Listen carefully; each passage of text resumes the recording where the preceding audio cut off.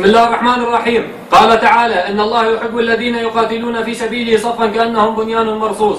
وقال سيدنا محمد صلى الله عليه وسلم: الشيطان مع ابن آدم وفي الاثنان هو أبعد، وإن الذئب لتأكل من الغنم القاسية. عن المساعد عروة إبراهيم قائد كتيبة الشهيد أمجد السكري: أعلن عن إعادة هيكلة التشكيل العسكري للكتيبة، وذلك حسب الآتي: سرية أشاوس حوران بقيادة المجاهد أنس السكري والعاملة في المنطقة الشرقية بدرعا.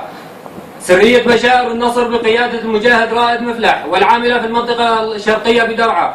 سرية عمر بن عبد العزيز بقيادة مساعد محمد خير النعمات والعاملة في المنطقة الغربية بدرعا. سرية الشهيد طلحة إبراهيم بقيادة المجاهد محمد أبو رسول والعاملة في المنطقة الغربية بدرعا. ونعلن عن استعدادنا التام للمساهمة بالعمل مع أي قوة وتشكيل من الجيش الحر، والله ولي التوفيق. عاش السورية حرابية.